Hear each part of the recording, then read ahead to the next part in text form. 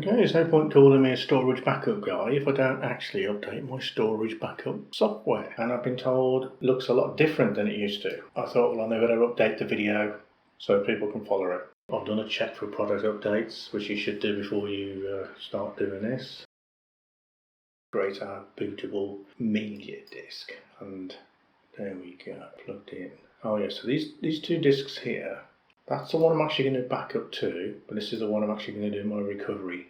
And what that means is when you turn your laptop on, you tell it to boot into this mode, onto this drive, and it will load a little Windows Personal Edition software with the macrium reflect built into it, so you can then actually start recovering your partitions without having to boot up into Windows.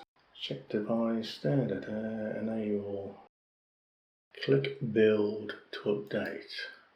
I know it's quite a boring topic, backups and restores. It doesn't give you anything exciting. Trust me, you get quite excited when you haven't got a backup and you need one. Way more excited. So what it's actually doing at the moment is getting the drivers that it requires when it does boot up into this Windows Personal Edition, and it will then put those into that USB. And this would be a lot faster if I actually had a faster USB drive, but this is you only really need a little cheap thing to boot up. There's no point creating a media recovery disk off on another machine if you haven't done it when you actually had a working laptop, because the drivers won't be there. May still get you past the hurdle, I'm not sure. Depends on how new or how similar the laptop is. I might put that to the test. Do a dull Alienware from 4 or 5 years ago, creating recovery media using this software and see what happens. Just to simulate the, oh no!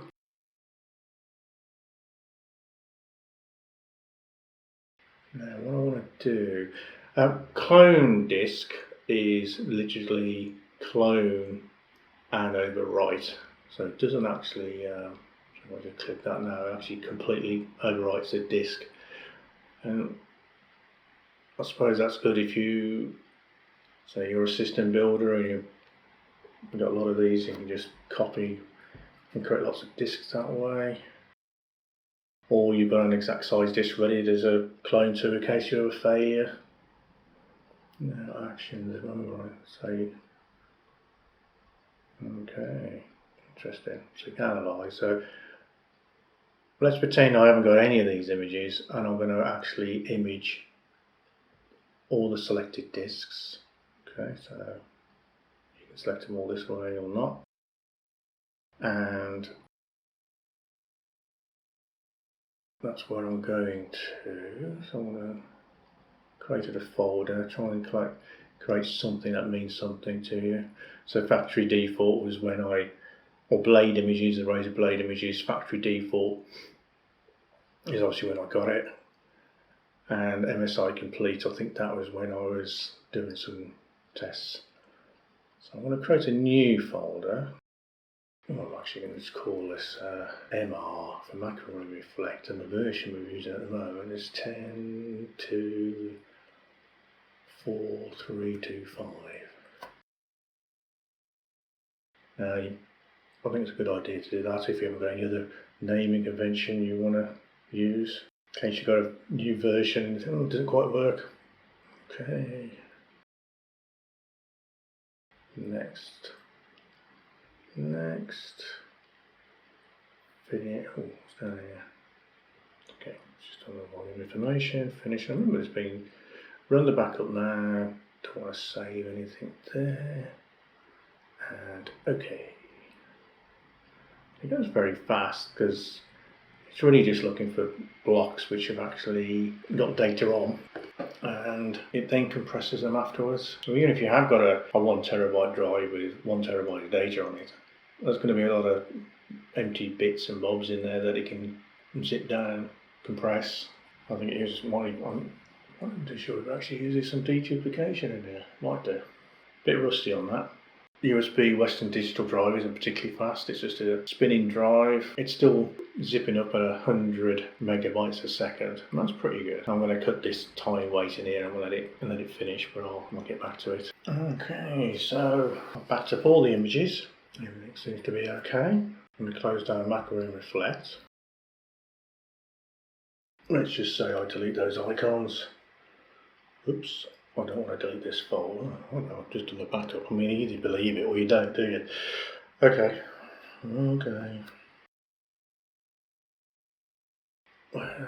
Delete that lot. And just personalise. Really nice. Stop recording. I'm now going to reboot. I think it's actually going to say, let's do an update and shut down. And obviously, when we recover, it should go to the lovely colours and all, back to the default colours, black and all the icons. And when I shut down, it should say update, shut down again. Tap in, gently tap in F12. I suppose I think you're going to wait for it to say entering boot up. Come on, you know you want to. Hey! Right, so the top level here is saying boot manager for the Samsung, which is Windows, what it says there. And that's the NVMe. And the UEFI Toshiba boot is the little memory stick that I put on the side. That I put the recovery on, so put that on. And this should now boot, and I can see the light flashing. It is actually now the newer version. Ooh, no. And it looks a little different from the version we did ages ago. Oh, hey, the trackpad drivers are now working. Yay! I'm going to say get yourself a mouse plugged in because it didn't work before. Ah, okay, so it works with both. That's quite useful. And there's the date, 10th of July. I think that's the date, isn't it? And you can see all the older ones I've got on there, so I had a good look around. Now, we want to restore images.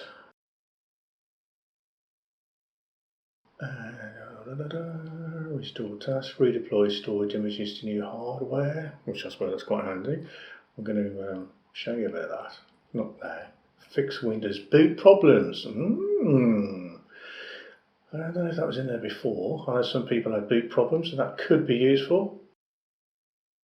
And I think it's to do with, in fact I've got one here, and people are using NVMe disk add link, and I'm going to have a little play with that at some point. That's if the BIOS of this Blade works, and I've got myself a little Queenini. I think that's Queen9.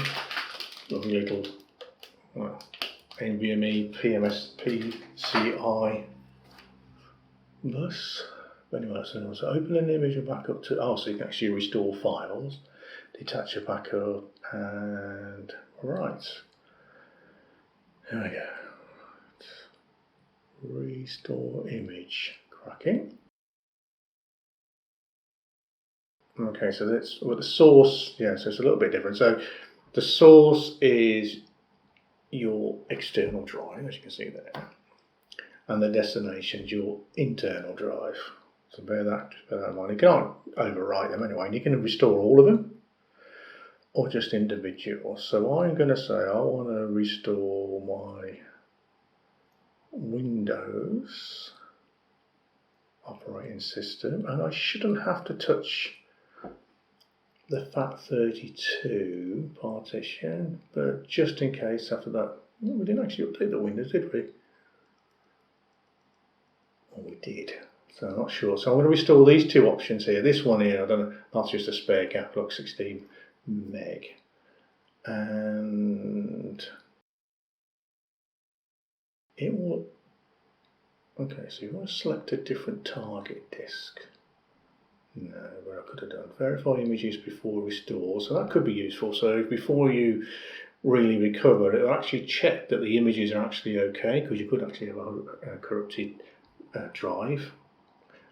Not necessarily the original drive that you backed up from, but actually the drive, the USB external drive that you put your images on 6 months, a year or whatever ago, and rather than corrupting something that's kind of working and then getting halfway through. So that could be useful. I don't think I have to select. So you could delete the partitions before you put them on. So if you think there's actually something else wrong with them, I'm not going to do that. And finish.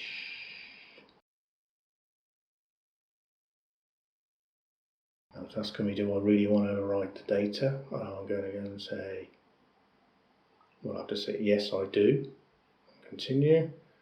And you probably ask me for the drive as well. Not at the moment. I mean, it's pretty good software. This is for a freebie. They do a paid version, and what will be worth looking at. What actually pay for it, and 2 other features we get. If I remember, it wasn't particularly useful for individuals, but we'll see. Going back to this enclosure, you can see that I don't want to get you out of focus. Is that it'll improve the speeds dramatically for backing up to, because the actual, I was quite surprised actually how, the ad link, for example, how cheap their discs were, the NVMe, the PCI ones, very cheap, and you could then start using those to actually put your backups on. Now bear in mind, I did say to you that it actually compresses, and so even though that this is a 1 terabyte disk and you're backing up 1 terabyte disk, it doesn't necessarily mean you need all of it. So you could put multiple disks on there, so just check. You can actually tell it, I think even on the free one, to say only do the blocks that have changed since the original backup, on a slight block tracking if you like. And the speeds would be phenomenally faster. I mean, it's quite fast anyway, and I'd say that is using a spinning drive. We all know how fast they are. So this would speed up dramatically. So it's not the drive inside the laptop that's making this slow. It's actually getting the data from spinning disk. So once I've played with this, I'm going to start using this for my backing up device, and I'll be able to back up a lot more faster. Oh, whatever you do, don't leave your recovery drives in the machine. Always disconnect them, just in case you do get malware or whatever. They will actually look for external drives and boots and information, and they will actually lock those and corrupt those as well. Restore completed. Took 11 minutes. Got longer than I thought. It was longer than that. Right, okay. Well, it's not bad. So let's close the program down.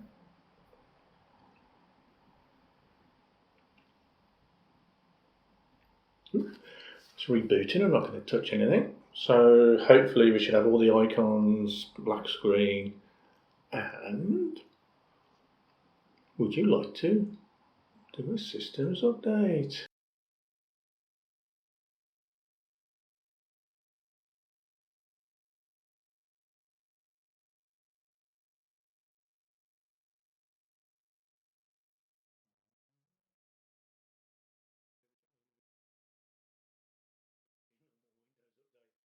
Right, let's have a go. Come on then.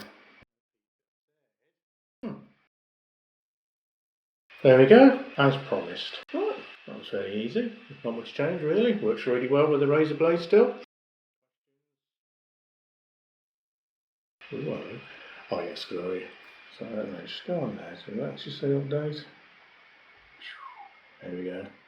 Right. Thanks for watching. Questions, the usual. Whee!